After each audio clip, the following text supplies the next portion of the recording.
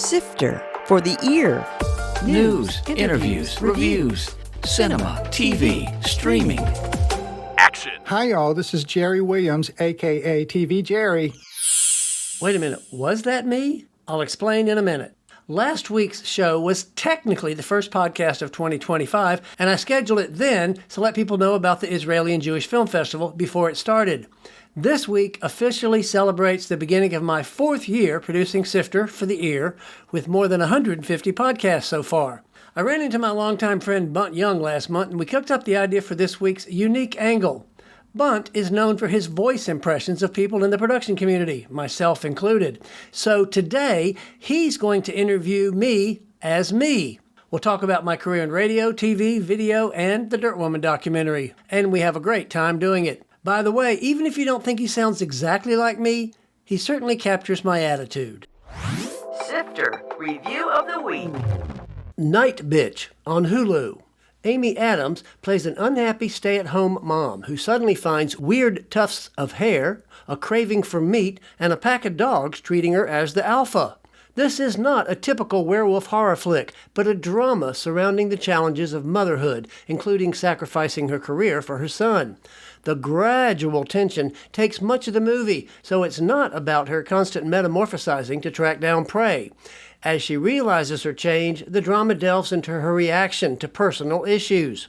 The child who plays her son, actually twins Arle and Emmett Snowden, is one of the cutest and charming kids lately on camera. Director Mariel Heller, most notable for A Beautiful Day in the Neighborhood, focuses on the inner and outer conflicts this woman faces, and Adams does a compelling job in the role. Even so, the film is not a thriller, but a drama about a mother coping with life and a weird new development. I gave Night Bitch 3 out of 5 stars. Where did TVJerry come from? Well, you know, I was on TV for 14 years as the Man of the Dark on Channel 6, way back in the 74 to 80 something. So TV was kind of in my name. You know, it's funny because I was on TV reviewing movies and plays, but people that I would work with, clients, they would just assume that I knew how to produce and direct video because I was on TV, which of course is a joke. Just because you're on TV doesn't mean you know that. But it just kind of became my nickname. And then when I needed a website, TVJerry was there. And of course now it's on my license plate and everywhere. Were you always directing? You know, I was. It's funny. When my mother died a few years ago, I got a box of stuff from when I was a child. And there was actually a program for a play I put on. I wrote it, directed it, produced it, and starred in it, and made my sisters be in it. Well, of course. You know, I did puppet shows. I had string puppets. I had hand puppets. I did magic. I had a ventriloquist dummy. I was doing all that kind of showbiz stuff, only with me, mainly because I could. Once I got in high school, I realized, you know what? I just want to do the directing part. I don't want to be on camera anymore. But I even had my first radio show in high school. So I've been directing and doing that kind of media stuff all along. Really? Mm-hmm. Of course, this isn't visual. You can't see all my Jerryisms of looking down at my notes. How did you get to Virginia? Well, actually, RPI, Richmond Professional Institute, which of course is now VCU. Oh, honey, you're old. I know. I am. No, I'm not. I have a new way of saying it thanks to Diane von Furstenberg. You say, you have lived a long time. It's a positive approach to aging as opposed to saying you're old. You've lived well. Anyway. Yes, of course. You have a lot of experience. Very experienced. Anyway, RPI was a BFA, no math, no science. I'm like, I want to go to school here. And I came here and I fell in love with it. My mother hated it because she wanted me to go to a big rolling campus, you know, like University of Richmond. But I like being in the middle of the city, and that's how I got here. When you got to RPI then, what was your first experience there? I went to the radio station, WJRB, and became a DJ. I was Sandy nighttime, because I was really? Yeah, I was the only person who wanted to get up at 7 o'clock in the morning, so I did the 7 to 9 a.m. shift for many years. And I did that. I directed some shows at VCU, and I directed some shows out at the old Barn Dinner Theater way out in the West End, which people don't even know about anymore. So I was doing all kind of stuff, even in school. And actually, I started a radio show called Veronica Lake, which was Richmond's first professional underground radio show. And I programmed it. It was on WEZS at midnight, and I still, once a year or so, I still run into somebody who used to sit around stoned in the 70s and listen to it. How did you get into video? Yeah. Actually, my first job, work-study job, when I was at RPI/VCU was in the AV department working for Jack Glover. You probably know Jack Glover. Oh, I remember Jack Glover. Footnote. Jack Glover is a local artist-musician who taught at Richmond Public Schools for many years and also hosted 2 children's TV shows. He was my boss. He was teaching at VCU, and it was in the AV department, and that was the first place where I found this camcorder. It's a black and white reel-to-reel deck.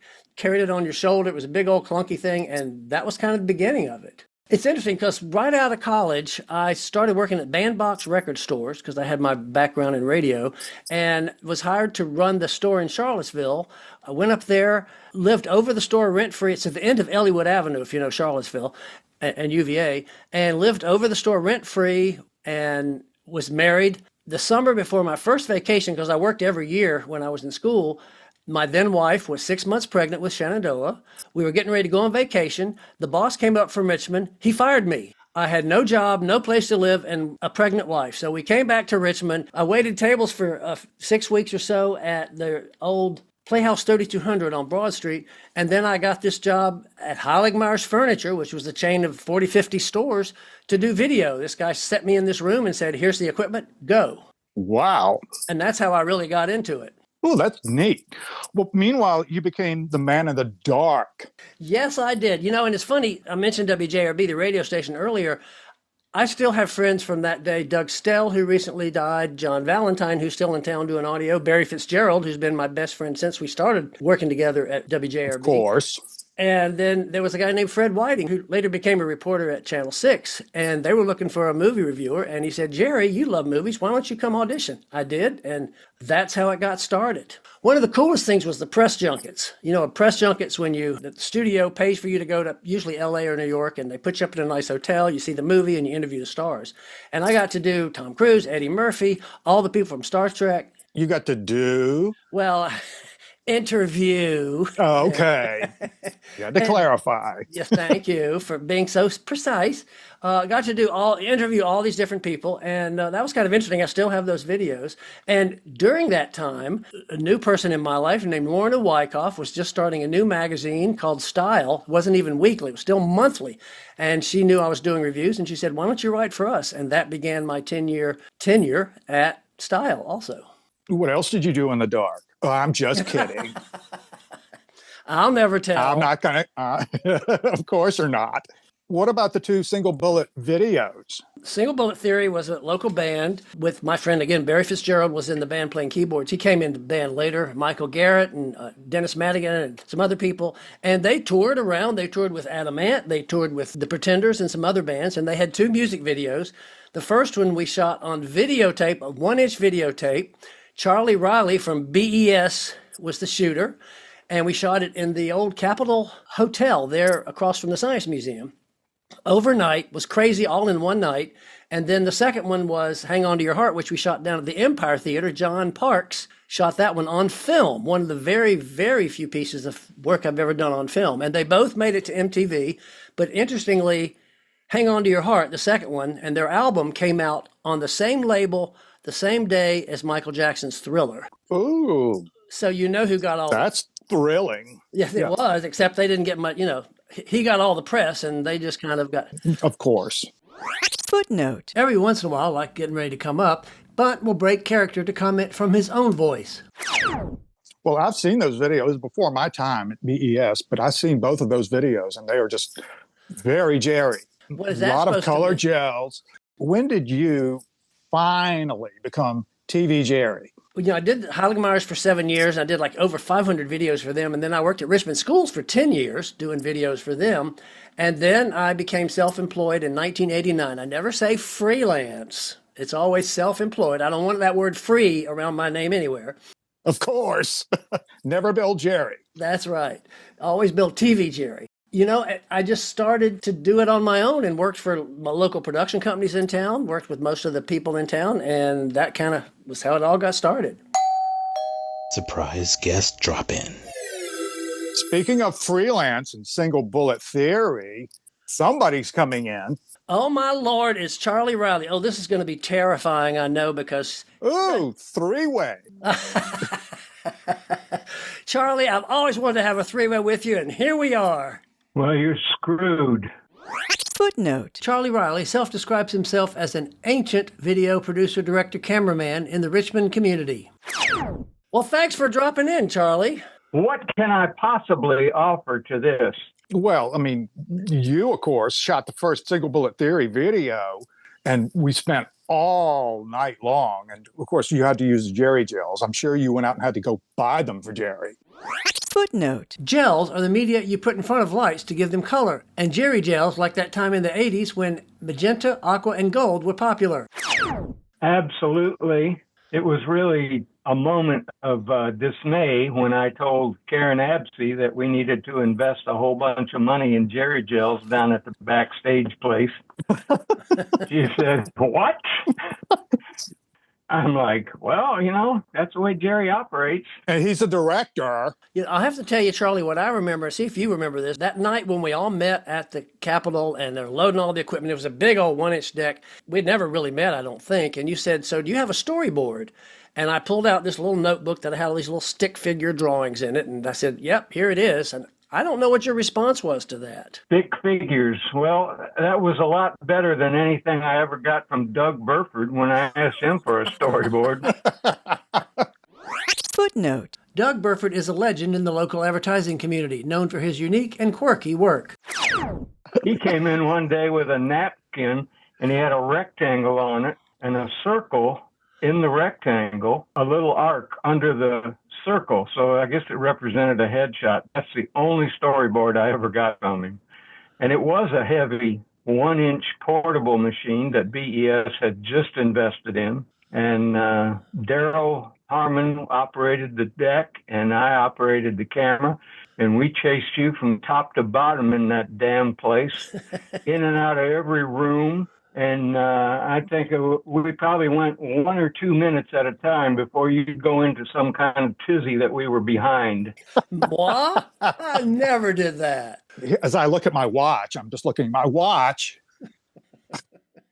Exactly. Speaking of that, we worked together from then on. I mean, back when you were at the state, I did a lot of jobs with you there. We must have done 50 over time. Over probably that 20, 30 years. Yeah, we probably did. Yeah. What are some of your favorite memories of those? When we would rap. Well, I'm very confused because I don't know whether I'm talking to Bunt Jerry or Jerry. You're talking to both of us. It's a three-way, remember? Oh, my God. I vowed I would never get involved in those things, but... Back to the questions that Jerry gave me to ask Jerry. Oh, God, of course, Charlie has to be here for this. How was it to work with noted cinematographer Bunt Young? Of course, I don't think noted should be put in there. I mean, he was cute and he was funny and he was pretty, but noted, I don't know. Well, I remember, and Charlie, I'm sure you remember this, when Bunt was 16, he was hired at WCVE, now VPM. These were in the studio, the Richmond Public School studio, and y'all used our equipment and broadcast from that, and you sent 16-year-old little Bunt Young in to put up all the lighting. And I remember going, oh, my Lord. You don't remember that, Bunt? For a variety of reasons. I had just been hired part-time at CVE, and I had started there in 79 at the age of 15. That was the first time I met TVJerry. Of course, you were just Jerry Williams then. That's right. I remember getting a huge kick out of it when we were at Bill Rice's house shooting in the kitchen. And Kent Eanes and I were watching the takes, and you were sitting next to the camera, and the woman was trying to do the lines. And every time she would do them, you were mouthing the words right along with her and emoting your expressive face as if you were trying to will her to perform it your way. And we're just sitting over there doing everything we can do to stop from busting out laughing.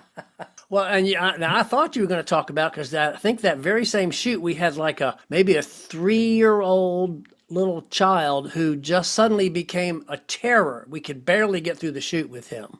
Well, children were a welcome respite from working with you. They were a lot easier to deal with. My goodness. They understood logic. Well, aren't you glad you invited Charlie? Yeah, really. We better hang him up right now. You've had enough, I'll tell you Charlie. what. I've been spending the day screwing off, and I ain't got even half of it done yet. So I wish you all the best. Thank you. Thank you, Charlie. You're welcome. So I wanted to back up a minute because that take a look at a book thing I did, and one of them got censored from Henrico County schools because it was actually from a book about a child who was kidnapped. And we had a scene where Mac Dameron, actually, who was the kidnapper, he picked this little girl off a swing, and they said, oh, that's too terrifying for teenagers. So I was actually censored by Henrico County. In my own voice, I look at what's happening today. Oh, yeah. I did one called Class Action in about 1995. We had kids from all over the state, including a middle school-aged Constance Wu, and now, of course, she's a famous movie star. We had rap videos. It was a big production. A few years ago, I ran into somebody who was still seeing it in school, so that was kind of cool that this thing was still being played and had It was survived. Yeah. I tell you one of the saddest ones, I have to mention this one. I was hired by MCV, VCU Health, to do a video for black men on prostate cancer to be shown in barbershops on DVD. Oh, that's targeted. It was very targeted and very appropriate because black men have a higher incidence of that. We had a great cast. It was wonderful. The auditions was any black actor in this town over 50 was there, and it was a great old home week. And it was a beautifully made product. It looked great. It was very informative.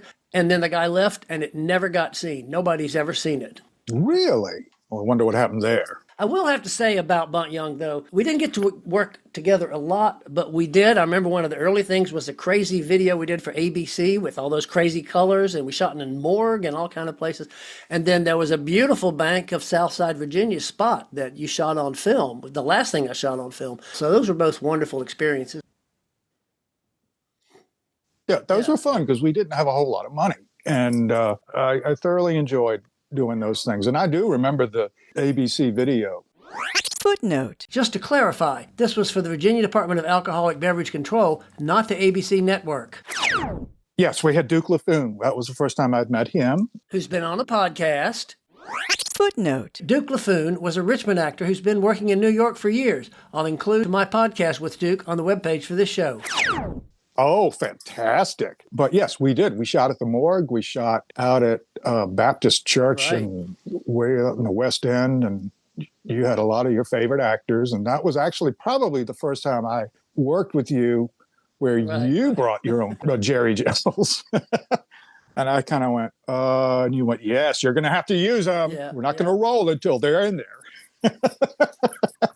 No, it was fun. Let's not lie. So when did Tales from the Grips start and why?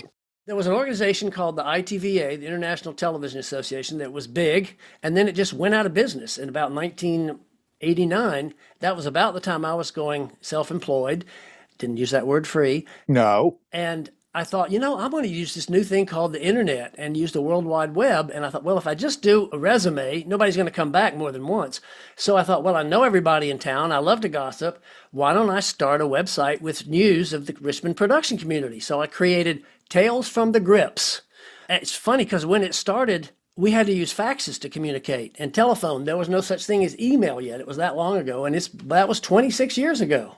And it was dial-up. It was, yeah. I mean, no fiber or anything like that. You were a very early pioneer from Richmond in doing something on the web, using the web as a way to promote yourself. Right. Sidebar, Jerry's always found ways to promote himself.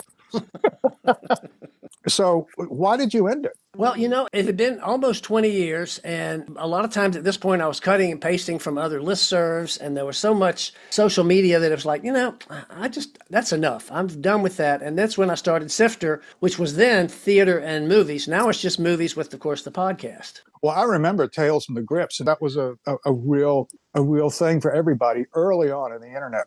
And I remember one of your friends commented, which I've never forgotten, which was, Jerry, I just love how any kind of bit of news that comes on is started with "we hear."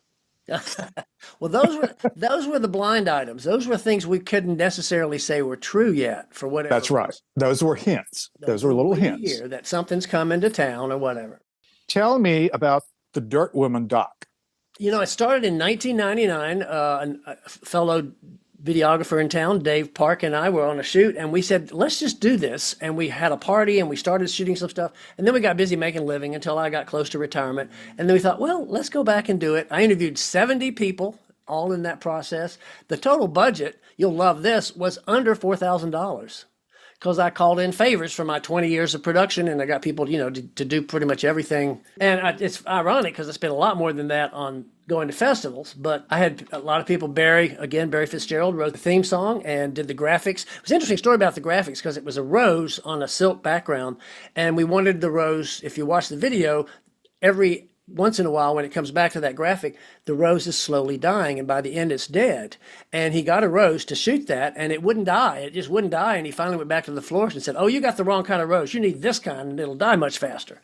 But he did that. Matt Lively, who's a local artist, he and I are movie buddies, and I was bemoaning the fact that there was some piece of video I could not get. It was in the 80s, and there was nothing available, and I had a story I needed to cover with some pictures. And he said, "Well, I'll do a drawing. I'll do some illustrations." So he ended up creating about a dozen illustrations that he gave to me in 3 pieces so I could animate them slightly. And it played 7 festivals, and it played at Movie Land for a month. And here's the cool thing. Joe Masher, who now owns that Movie Land conglomerate, he was on the podcast a couple years ago, and I talked about showing independent films, and he said, "Yeah, I watched Dirt Woman 4 times," which blew my mind. Wow. I was just saying, how can people watch it now? It's still streaming at dirtwomandoc.com. It's on, you can rent it for $3 or you can see it free on Tubi and some of those. And Plan 9 is still selling the DVDs. Well, that's great. So you retired, but there's a podcast. Yeah. I mean, what's the deal? I know it sounds so trite, doesn't it? Oh, I got a podcast. But I have to say, I did one for 8 years first on theater before I pivoted to this one. And last year, I was frustrated trying to find topics and people to talk to. And I was walking the dog with Mark, and I said, maybe I'll just give up TVJerry. Just, I'm over it. I'm retired. I don't need to do this. And he said, "What would you do all day?" I said, "You're right." He wanted to protect himself, I think, from me. So. And one of the things that I always tell people is I edit the hell out of these things. I consider editing podcasts like makeup for video. You want people to look their best, so you put a little makeup. You want them to sound their best, so you do some editing to clean it up and make it sound great. Well, I mean, it gives you something to do. I mean, this isn't something where you're being paid to do something for somebody else. You're getting to do something that's fun for Jerry. And people have said more than once, "Why don't you monetize this? Why don't you get some sponsors?" And I'm like, no, I want complete control. Imagine that. I don't want somebody else telling me, you can't cover this, you can't do this. So it's just my hobby. No, that's great. So what are you watching now? Oh, you always ask that question last, don't you, Jerry? Well, of course. I'll tell you the thing I've liked best lately is Day of the Jackal with Eddie Redmayne on Peacock. It's just good classic cinema, and it's really well made, and that's been my favorite thing in the last few months. That's great. Well, Eddie Redmayne's fantastic, and I have not seen this. Jerry hasn't seen it yet. Glad to hear you say that, because there have been at least one other remake of The Jackal since the Day of the Jackal, and not so good. So what have we missed? I think we got everything. So this is Bunt Young, who was playing at certain times, maybe well, maybe not so well, Jerry, interviewing Jerry about Jerry's career. And if I put it on a little too heavy or a little bit too swishy, that's because, it's Jerry. But the other thing is I am a straight man who is very much in favor of LGBTQ rights and people living the way they wish to. And Jerry, since I've known him since long ago, has been at the forefront of that before it was really in style. Very good point. Actually, I was on TV. In 1976, when I came out, I was already on TV. And I was kind of known as the gay guy on TV. But Wink and a nod at the time. Yeah, exactly. I remember years ago, and I think it may have been the Southside Virginia, because I think it was a film job that you were directing. And that was the last one you did, and one I remember. And we got on a conference call, you and I, with our producer at the time, Catherine Leatherwood. And we were talking on a Monday. So the night previous was the telecast of the Oscars. And our producer very kindly, politely, thoughtfully, and naively asked, "Jerry, did you watch the Oscars last night?" And there was this gulf of energy that just went out of the whole conversation. And then came this outburst, Well, of course, it's only the gay Super Bowl. And you've used that line a few times since then. You sure? Oh, it was just like, oh my God, that is classic. Yeah. Well, Bunt, this is the real Jerry. I just want to thank you so much for doing this. We have been friends, like I said, for a million years, and it's always fun to run into you and always fun to hear all your impressions. Although, of course, I don't think it sounds anything like me. I'm sure everybody else. Of course. They always do. Thank you so much. No, thank you, Jerry. It was fun. That was longtime local cinematographer Bunt Young interviewing yours truly as me. I hope you enjoyed it as much as we did. Coming soon. In theaters. Since all the big movies opened for the holiday weekend, there's not a lot opening this weekend, but there are two imports. The Count of Monte Cristo. This is the new French version of the classic Alexandre Dumas novel. It was the most expensive production in France last year. Porcelain War, a documentary that follows 3 Ukrainians who enlist to fight in the war, but 2 of them continued to create porcelain figurines as resistance. It won the Grand Jury Prize at Sundance. TV and streaming. American Primeval on Netflix. Peter Berg, best known for Friday Night Lights, produces and directs this series set in the American West in 1857, with Taylor Kitsch and Betty Gilpin headlining. Hollywood Squares on CBS and Paramount+. The reboot of this classic is hosted by Nate Burleson, with Drew Barrymore as the center square. Asura on Netflix. The Japanese director of Shoplifters wrote and directed this film that follows 4 sisters that discover their elderly father is having an affair, and they try to hide it from their mother. On Call on Prime Video. The latest from producer Dick Wolf is another police procedural, starring Eric LaSalle and others as cops. But the gimmick is it's filmed verite style, mixing regular shots with dash cams and cell phones. The Pit on Max. Noah Wiley is back at the hospital in this new medical drama. It's set in real time, where each episode focuses on 1 hour of a 15-hour shift. The 2025 Critics' Choice Awards are on January 13th on E! And Peacock, hosted by Chelsea Handler. Next week, I'll be featuring Women in Film and Video, a professional organization that's been around for over 40 years. And I'll be talking to the president, Connie St. John, about the events they hold and other things they do to promote women in film. And you can subscribe to this podcast on the usual platforms or go to TVJerry.com, click on the podcast tab, and there's a link to enroll. This is Jerry Williams. Thanks for listening. For more Sister, including literally thousands of reviews, Visit TVJerry.com.